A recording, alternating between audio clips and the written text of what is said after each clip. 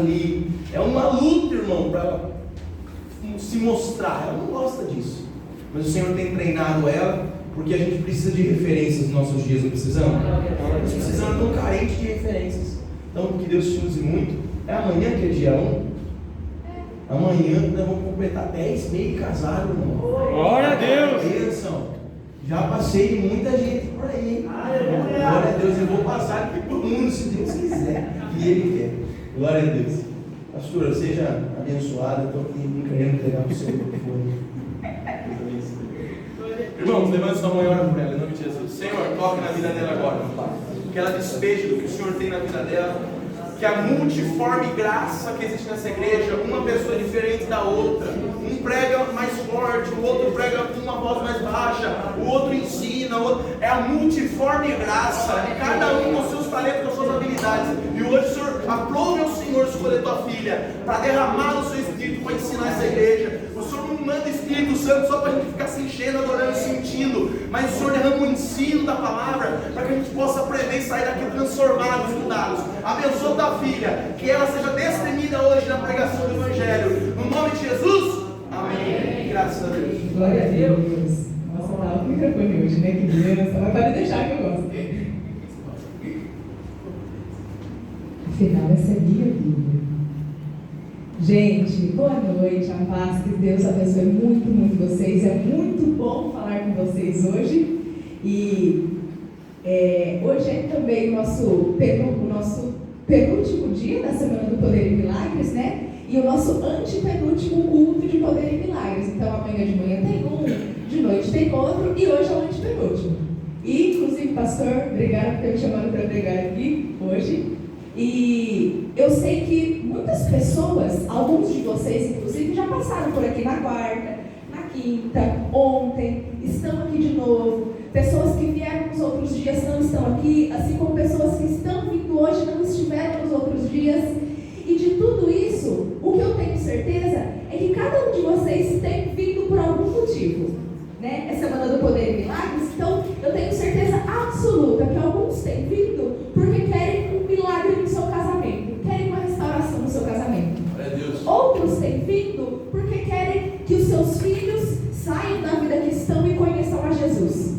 Daí tem outros também que têm vindo porque querem um emprego melhor, ou talvez um emprego porque sequer têm esse emprego, porque querem uma cura, ou porque querem só ver o mover de Deus na igreja, e todos falando em línguas e o fogo de Deus nesse lugar. Cada um está aqui por um motivo, eu tenho certeza absoluta disso.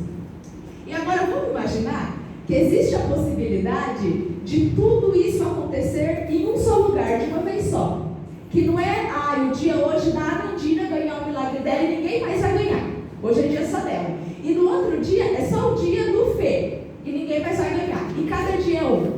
E existe a possibilidade, na verdade, de naquele mesmo dia, e inclusive dia após dia, todos receberem todos os milagres que estamos esperando. E ainda mais do que estamos esperando, coisas grandiosas que a gente nem ouviu falar, ou só ouviu falar, mas não imagina como é. Todos esses milagres de uma vez só. Vocês já imaginaram isso? Não seria incrível? Seria maravilhoso, não seria? E isso é o que a gente chama popularmente de avivamento. A gente até cantou essa música agora, né? Sobre Pentecostes, já a gente vai falar disso. Mas isso popularmente é o que a gente chama de avivamento. Não é algo que não existe. Na verdade, é algo que existe e que é desejo de Deus fazer acontecer. Um dia que de repente ele se manifesta no meio do seu povo e todos os milagres que as pessoas estavam esperando acontecem. E acontece ainda muito mais. E aquilo não fica preso só em um dia e só naquele culto, mas atinge toda a região, as casas ao redor, as famílias, toda a cidade ou todo o bairro. E ainda acontece muito mais do que a gente esperava. Isso é um avivamento. E a gente vê na história da igreja, né, que aconteceram muitos avivamentos por aí. Alguém aqui nunca, aliás, quem aqui já ouviu falar de avivamento? Glória a Deus. Eu pergunto porque não é todo mundo que já ouviu falar de avivamento, né? É um tema que a gente frequentemente ouve falar, mas nem todo mundo ouviu falar de avivamento. E dá pra gente, assim, se fosse dar uma definição para avivamento poderia ser definido como um mover do Espírito Santo de Deus ainda maior do que o que ele costuma fazer em uma determinada região. O pastor até sempre fala que não existe derramamento do Espírito Santo. O Espírito Santo vai ser derramado sobre a igreja. Não existe isso. Por quê? Porque o Espírito Santo já foi derramado sobre a igreja. Aleluia! Desde lá em Pentecostes, ele já foi derramado. Então, o Espírito Santo não está preso dentro de uma jarrinha que alguém só simplesmente vai virar e vai cair na nossa cabeça. Não, ele não vai ser derramado. O pastor até disse que o Espírito Santo é um rio. E é o que a palavra diz, que Deus é como um rio. E a gente só tem que ir até o rio. E não esperar que o rio seja derramado em nós. Amém? Então, isso é o avivamento. Se a gente tivesse que dar uma definição para ele. E, na história da igreja, a gente já viu vários avivamentos. Vários. Eu até anotei aqui alguns para a gente comentar sobre. Tem alguns avivamentos que não são muito conhecidos. Por exemplo, um avivamento que aconteceu em 1905 na Índia, com um grupo de mulheres. Então existia uma mulher, ela já tinha para casa dos 50 anos de idade, e ela ouviu falar sobre avivamento. Ela era cristã e ela ouviu falar sobre avivamento, que Deus poderia derramar ou se manifestar de forma maravilhosa em um grupo de pessoas. E ela morava e cuidava de algumas mulheres e meninas, como se fosse uma casa de acolhimento, sabe? Só para meninas e mulheres. E ela falou para essas mulheres que ela ouviu falar sobre esse avivamento e que ela queria que aquele avivamento acontecesse entre elas. Só que ela precisava de pessoas para orarem 2 vezes ao dia. E ela conseguiu inicialmente 70 meninas que começaram a orar todos os dias, 2 vezes por dia, em busca desse avivamento. E de 70, esse número subiu para 550 mulheres. E elas continuaram orando, e parecia que esse mover incrível, né, que a gente fala, não estava acontecendo. Estava aumentando o número de pessoas orando, mas não estava acontecendo o que elas tinham ouvido falar que era um avivamento. E em uma noite, uma dessas meninas que participavam desse grupo de oração, o testemunho dela diz que ela acordou naquela noite e ela via o corpo dela pegando fogo. E ela foi indo até o quintal ali daquele lugar onde elas moravam para pegar um pouco de água para jogar no corpo dela. E uma outra pessoa acordou ao mesmo tempo e falou para ela que aquilo não era fogo de verdade, era um fogo que ela nunca tinha visto. E naquele dia começou um avivamento entre todas aquelas 550 mulheres. E tem um outro avivamento, muito louco também, que aconteceu num lugar chamado Ilhas Hébridas. E tem outro testemunho que conta sobre esse lugar. Que estava tendo avivamento, né, em uma determinada região, ali das Ilhas Hébridas, e uma mulher estava preparada para matar o marido dela.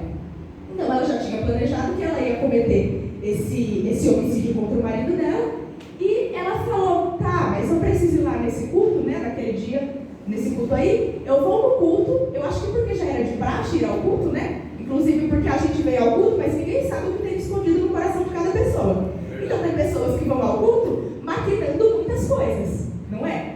E daí ela falou, eu vou ao culto e depois que eu for ao culto, eu volto e eu mato meu marido. E diz que ela foi ao culto, naquele avivamento das Ilhas Hébridas, e como estava acontecendo o avivamento, ela se encontrou com o Espírito Santo de Deus, e ela começou a rir copiosamente durante aquele culto, e de repente toda a dor e a tristeza que ela tinha no coração por conta das traições, e de todo o abuso que o marido dela tinha cometido com ela, já não existia mais.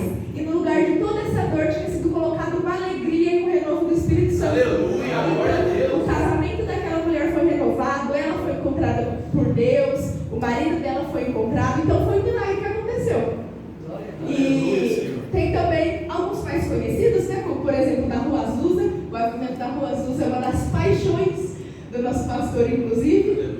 E ainda que tenha muitos avivamentos poucos conhecidos, outros que sejam mais conhecidos, hoje o que mais importa para a gente é o que a gente chama de avivamento em Jerusalém, que é o que é descrito lá em Atos 2, do dia de Pentecostes, que foi o que a gente cantou agora e a gente vai ler, amém? Vamos abrir nossa Bíblia em Atos 2?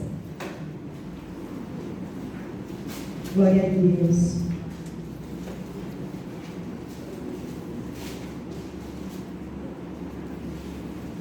Versículo 1, Atos 2, 1.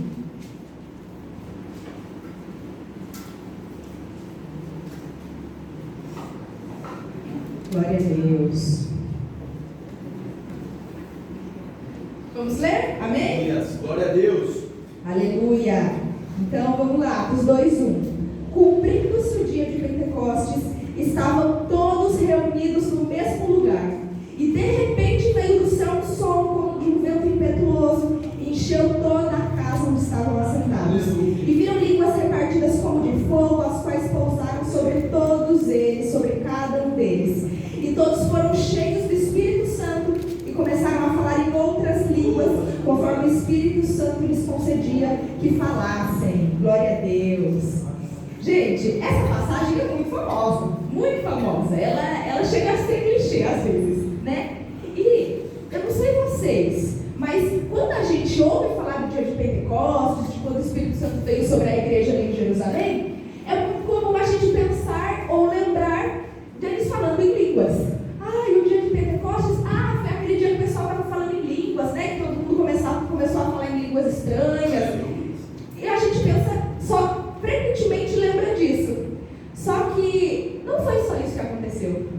Existem vários outros detalhes nesse texto que mostram o que realmente aconteceu. E aqui é muito importante, esse fato da gente sempre lembrar das línguas estranhas mostra que tem algo para tratar no nosso coração, provavelmente. Por quê? Porque se eu defino o poder de Deus com coisas que eu enxergo, então eu estou definindo o poder de Deus errado. A Bíblia diz que o Evangelho é o poder de Deus para a salvação de todo aquele que crê. Eu enxergo o Evangelho? O Evangelho está aqui, eu estou enxergando o Evangelho? Não, eu não enxergo o Evangelho. Então, o poder de Deus não é só o que eu vejo. Esse culto aqui não vai ser uma bênção, ou todos os cultos da nossa igreja não vão ser uma bênção, somente se todo mundo falar em línguas, somente se houver braços crescendo, pernas, pés crescendo de pessoas que tinham pés atrofiados, gente pulando, gente rindo e chorando, porque isso não é poder de Deus.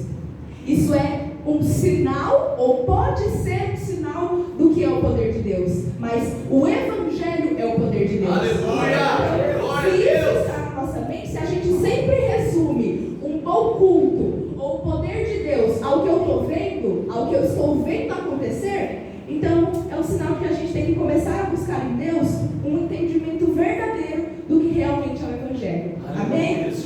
E a gente então vai daí ler versículo por versículo para a gente entender o que tem além então do que aconteceu em Pentecostes, se não só movimentação visual, coisa que eles enxergavam ou coisas que eles ouviam que eram falar em línguas, amém? Então, aqui no versículo 1 fala assim, cumprindo-se o dia de Pentecostes, todos estavam reunidos no mesmo lugar. Isso aqui é maravilhoso. Todos quem? Os cristãos. Então eram os apóstolos, né, os discípulos, e mais um grupo de cristãos que tinham sido adicionados a eles. Isso é maravilhoso porque o avivamento de Deus e essas manifestações do poder de Deus, elas não vão acontecer comigo, isolado no meu quarto, isolado na minha casa, me recusando a viver igreja. Porque Deus é comprometido com a igreja. Pastora, mas é verdade que eu sou igreja? É verdade que nós somos igreja. Mas também é verdade que foi na cabeça de Deus que surgiu essa ideia de grupos de pessoas sempre reunidos em comunhão, compartilhando experiências, compartilhando o Evangelho. Então é claro que foi Deus que criou a ideia de que cada um de nós é igreja, mas foi Ele também que criou essa ideia da reunião das pessoas. Então a gente tem que ter em mente sempre isso, que Deus não vai se manifestar como avivamento comigo isolado, comigo querendo viver só no meu quarto, só na minha casa, e daí eu vou no culto quando der, quando eu quiser, quando eu tiver com vontade. Amém? E isso mostra também sobre o quanto eu deixo o Espírito Santo de Deus tratar comigo antes que esse avivamento chegue. Porque se eu só quero estar na igreja quando eu vejo vários moveres, será que eu quero o Evangelho de verdade ou eu quero só o mover e os milagres? Será que eu só vou sair da minha casa quando eu precisar de alguma coisa? Eu quero realmente o Evangelho de Deus? Eu quero realmente um avivamento que traz cura, mas que também traz arrependimento e santificação? Ou eu quero só os milagres e a movimentação? E daí no versículo 2 ele fala: e de repente veio do céu um som, como de um vento impetuoso, e encheu toda a casa onde estavam assentados. O avivamento também acontece de repente.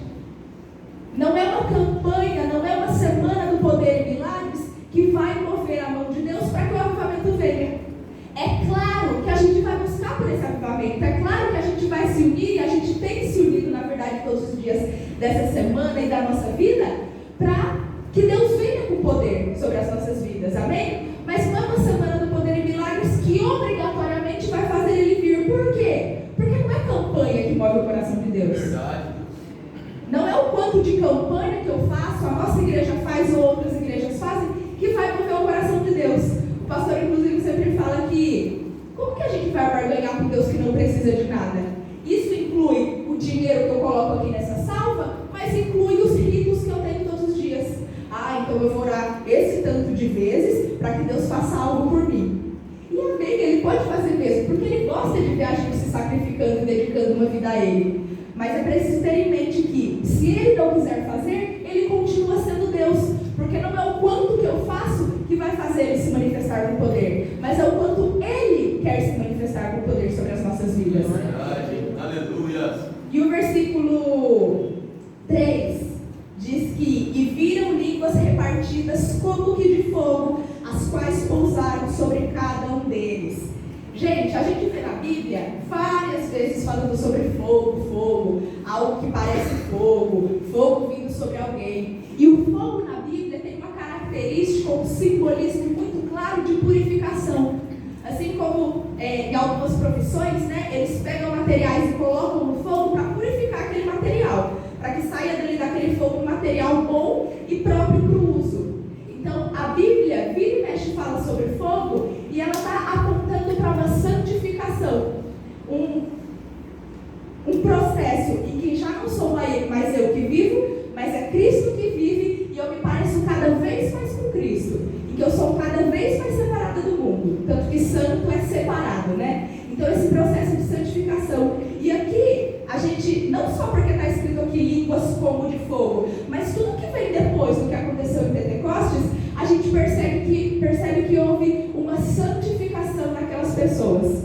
Houve um arrependimento genuíno de que elas, entendendo que elas eram pecadoras, de que elas não eram absolutamente nada sem Jesus, e de que Jesus era absolutamente a única coisa que elas precisavam. Então a gente percebe muito claramente esse arrependimento e essa santificação. E mais uma vez, nós estamos errados se nós pensamos que o mover de Deus só traz cura física, que o mover de Deus só traz uma revolução no meu casamento ou na vida dos meus filhos, só me traz um emprego novo, só me traz qualquer um desses milagres. O mover de Deus pode trazer tudo isso, mas acima de tudo isso, a melhor coisa que ele traz é o arrependimento e a santificação. A Rafa falou ontem que a gente espera muitos milagres, mas que Jesus é o maior milagre. Ai, pastora, isso é muito clichê, Jesus é o maior milagre. Eu concordo que é uma frase clichê mesmo. É uma frase que às vezes ficou batida, é clichê. Mas não é a maior verdade da nossa vida?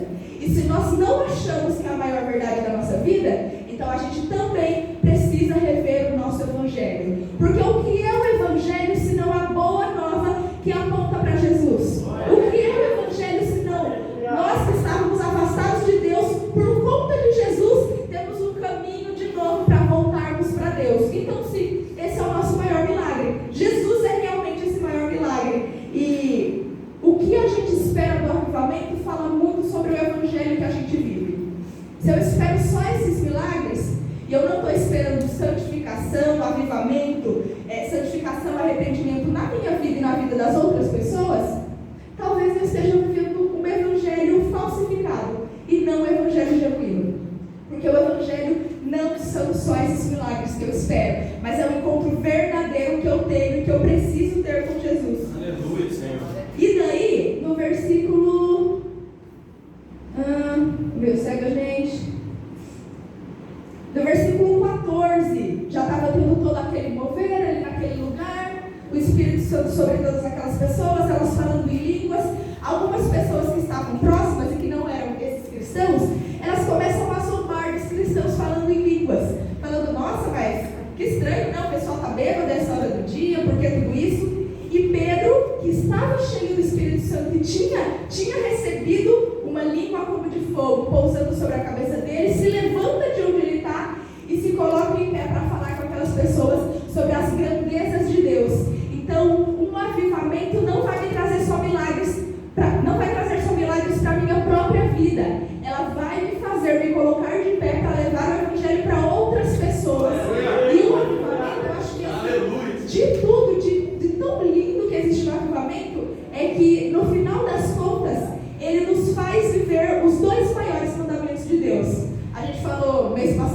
maiores mandamentos também, quando a gente falou de mesa, e mais uma vez eu consegui perceber isso no avivamento.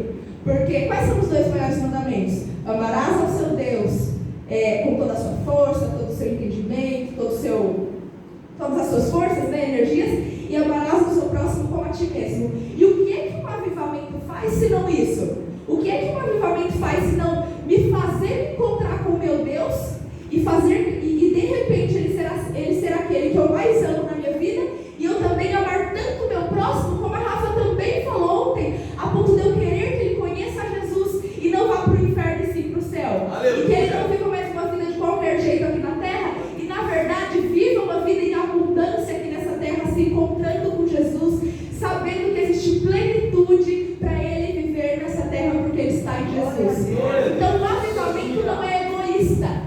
O avivamento não é egoísta, é que eu só olho para mim e para as minhas necessidades.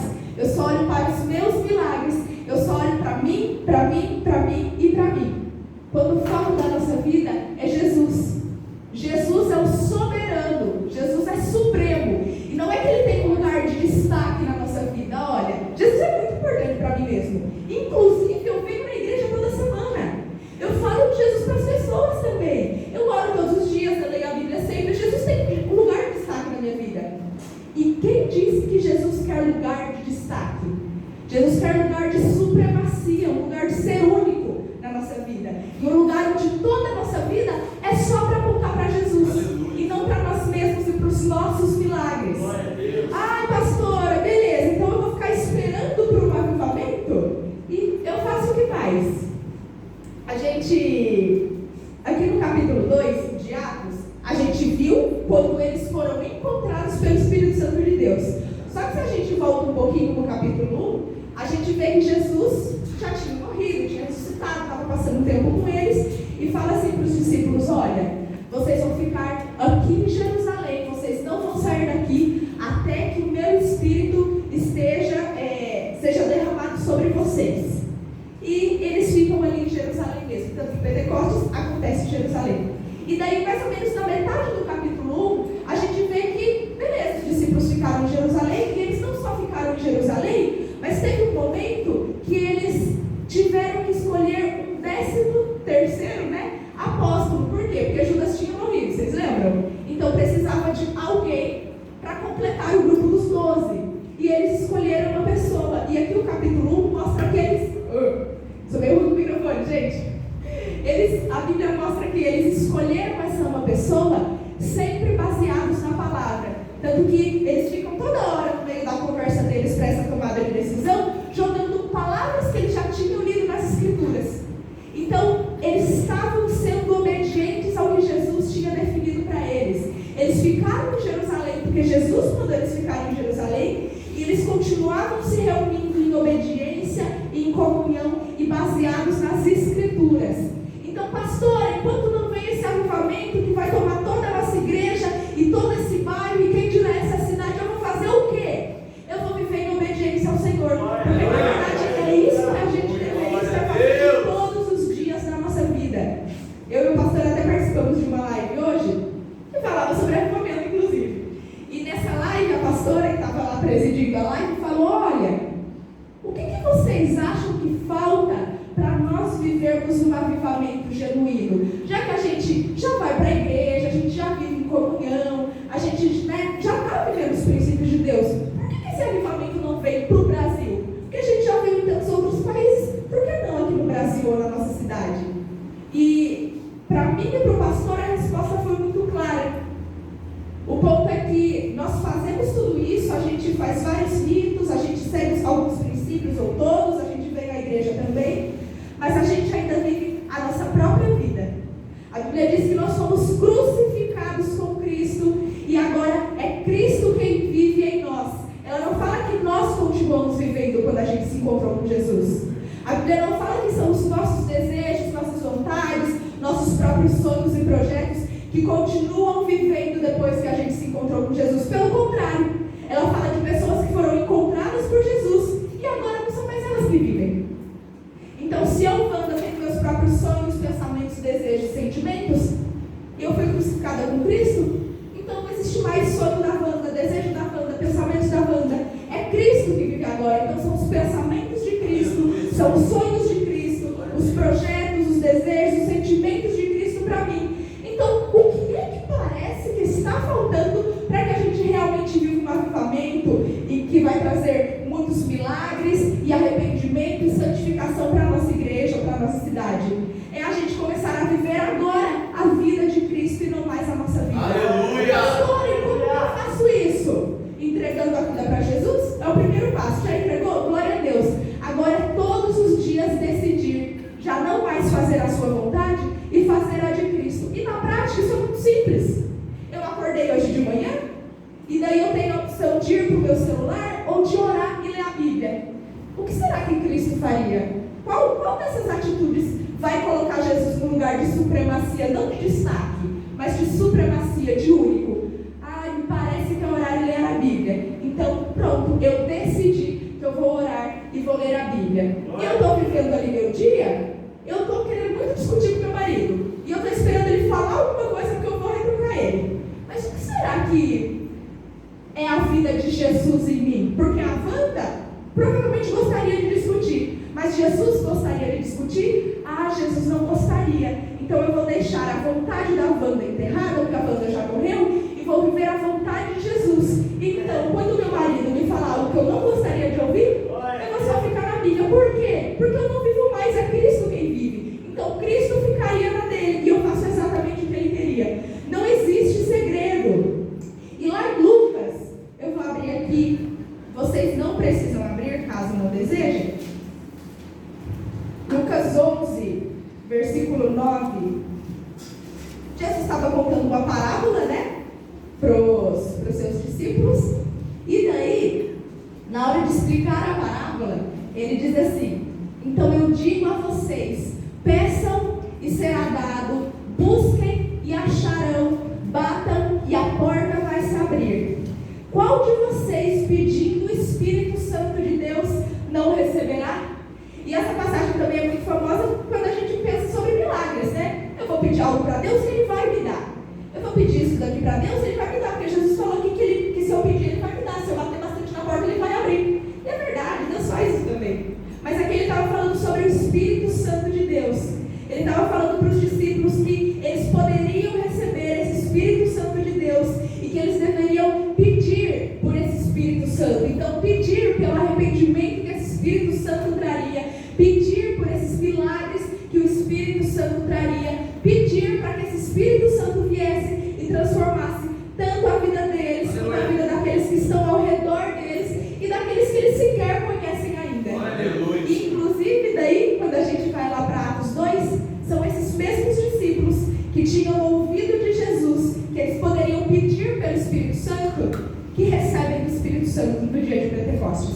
Então, a promessa de Deus se cumpriu. Pastor, então Deus vai derramar o Espírito Santo sobre a gente se a gente pedir? Não vai derramar. Porque o Espírito Santo já foi derramado ali em Pentecostes. Foi a primeira vez. E ele não voltou mais para o céu depois disso. Ele já foi derramado. Agora nós vamos pedir para que o Espírito Santo nos ensine, nos leve para mergulhar no rio dele. Em nome de Jesus. Amém? Vamos fechar nossos olhos, vamos orar. Pastor. Glória a Deus. Glórias a Ti, Jesus. Glória a Deus.